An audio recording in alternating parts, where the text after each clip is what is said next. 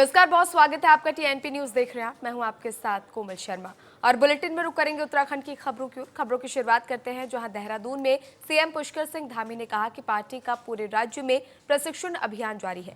साथ ही राज्य और केंद्र सरकार की योजनाओं को आगे बढ़ाने की प्रेरणा दी जाती है। उन्होंने जोर दिया कि संगठन और सरकार के बीच बेहतर समन्वय बनाए रखना भी इस अभियान का मुख्य उद्देश्य है।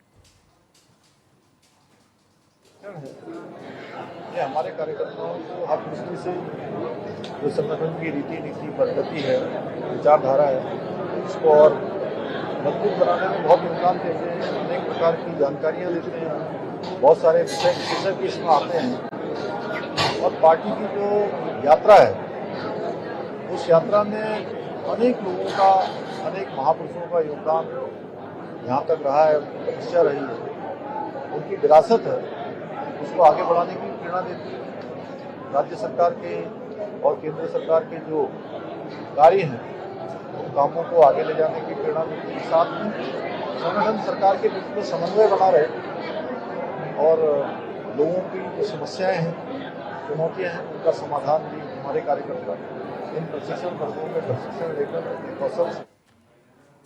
उत्तराखंड के हल्द्वानी से नवभारत साक्षर कार्यक्रम के तहत 15 साल से ज्यादा बच्चों को साक्षर बनाने का लक्ष्य रखा गया है। कार्यक्रम के तहत साल में 2 बार परीक्षा होती है। मार्च में आयोजित परीक्षा में जिसमें 135 के मुकाबले 424 लोगों ने परीक्षा दी। खंड शिक्षा अधिकारी ने बताया कि परीक्षा का आयोजन कई स्कूलों में किया गया। परीक्षा का मूल्यांकन करने के बाद परिणाम जनपद को भेज दिए गए।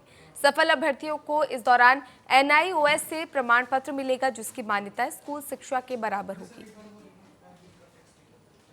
हमारे विकास खंड में ये भारत सरकार का प्रोग्राम है उल्लास से, तो इसमें जो 15 साल से अधिक उम्र के प्रौढ़ बच्चे जो निरक्षर हैं उनको साक्षर करने का ये प्रोग्राम चला हुआ है, जिसमें हमने जो है अलग अलग स्कूलों में इसके केंद्र बनाए थे, जहाँ पर इनको चिन्हित करके उनको ला करके उनकी क्लासें चलाई गई। जो हमारे मास्टर ट्रेनर थे उनके द्वारा उनको पढ़ाया गया है। उसके पश्चात में अभी हमारे द्वारा उनकी परीक्षाएं ली गई हैं। हमें 135 परीक्षार्थियों का टारगेट दिया गया था परीक्षा कराने का, उसके सापेक्ष 450 परीक्षा। चंपावत में डिप्लोमा इंजीनियर्स की अनिश्चितकालीन हड़ताल जारी है। लोहाघाट और चंपावत के निर्माण विभाग परिसर में समस्त निर्माण कार्य ठप हुआ है। सरकार के साथ लंबित 27 मांगों पर कोई सहमति नहीं बनने पर इंजीनियर्स ने जोरदार नारेबाजी की। साथ ही उन्होंने चेतावनी देते हुए कहा कि जब तक मांगे पूरी नहीं होगी उनका आंदोलन जारी रहेगा। हमारी एकता जिंदाबाद, जिंदाबाद, जिंदाबाद। जो जुल्म की टक्कर में सरकार के खिलाफ जो आज उत्तराखंड डिप्लोमा इंजीनियर महासंघ के हमारे सब सदस्य यहाँ पे उपस्थित हुए हैं, ये सब अपनी मर्जी से नहीं बैठे हैं, बल्कि सरकार ने हम सब लोगों को मजबूर किया है कि आज हम सब लोगों को इस तरीके से यहाँ पे सरकार के खिलाफ बोलना पड़ रहा है।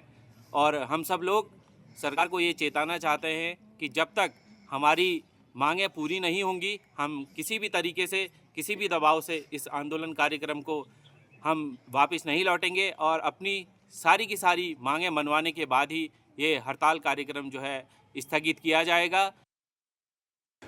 हमारे 27 सूत्री मांगों को लेकर ये धरना प्रदर्शन चल रहा है और आज हमारा 6 दिन का अनिश्चितकालीन जो हड़ताल चल रही है, जैसे कि 5400 ग्रेड 10 16 26 हमको लेना है।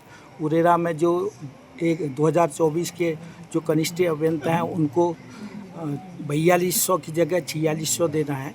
और हमारी बहुत मांगे हैं, OPS है जैसे, और भी मांगे, पुरानी पेंशन बहाल करे सरकार। अगर ये सरकार अभी हमारे ये मांगों को नहीं मानती है तो हमारे अनिश्चितकालीन जो हड़ताल है हड़ताल। उत्तराखंड के चंपावत जिले के लोहाघाट ब्लॉक के गुमदेश क्षेत्र ऐतिहासिक चेतोला मेले का भव्य आयोजन हुआ।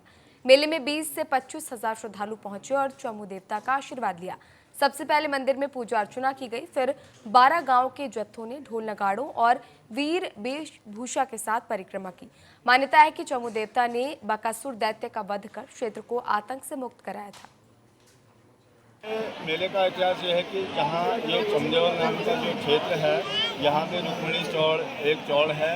इस रुक्मिणी चौड़ में एक यहाँ पे शिवालय है।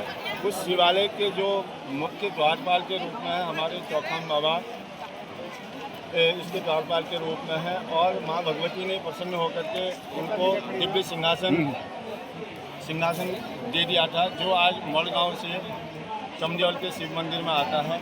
बताया जाता है कि पांडव जब अज्ञातवास में इस गुमदेश क्षेत्र में आए थे, उन्होंने यहाँ शिव की भक्ति और माता महिषासुरमर्दिनी की भक्ति की, जहाँ पे आज भी मड़गांव में वो अवशेष हैं जहाँ पे माता कुंती देवी और स्वयं माँ महिषासुर।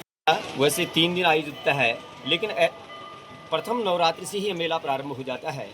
इसके संदर्भ में यह मान्यता है हम लोगों की, यहाँ एक बहुत बड़ा अत्याचारी राक्षस था, उसका नाम था बकासुर। बकासुर दैत्य का जो है, और एक कोकिला नाम की वृद्धा थी, बताते हैं उसकी कोई इकलौती एक संतान थी।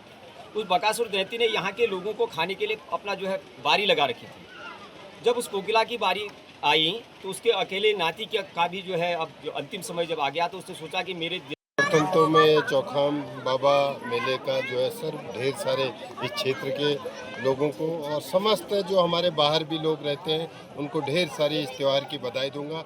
ये त्यौहार अपने आप में एक अद्भुत है।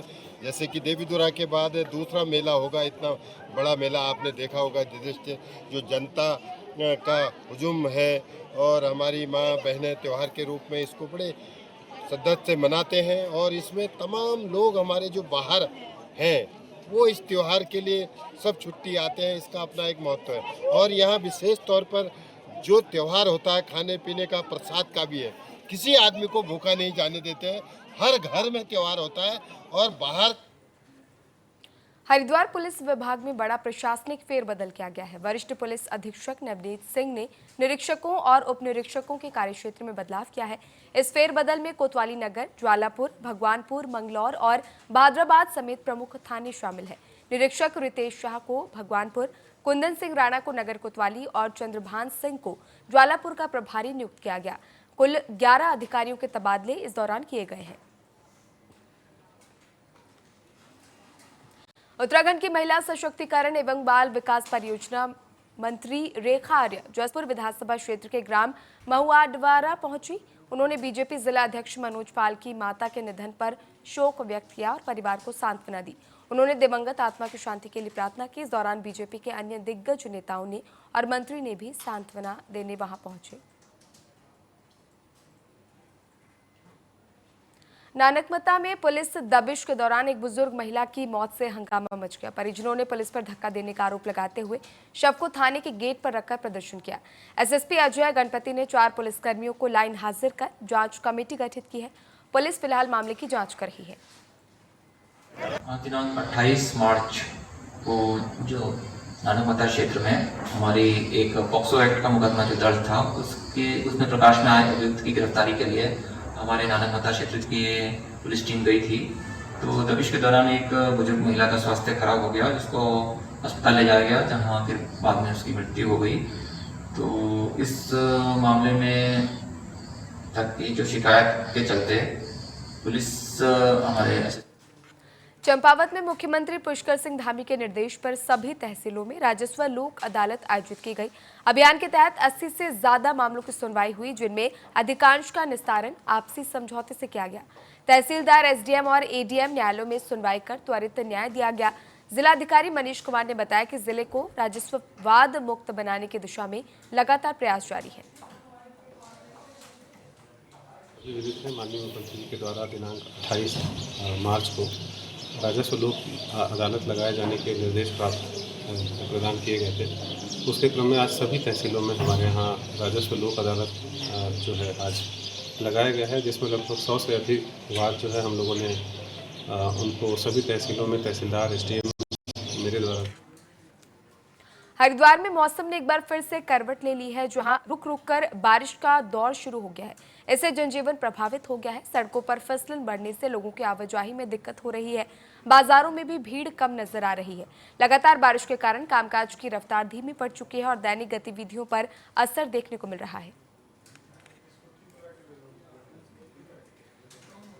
उत्तराखंड की खबरों में फिलहाल के लिए इतना ही। ताजा अपडेट्स के लिए बने रहिए टीएनपी न्यूज के साथ। नमस्कार।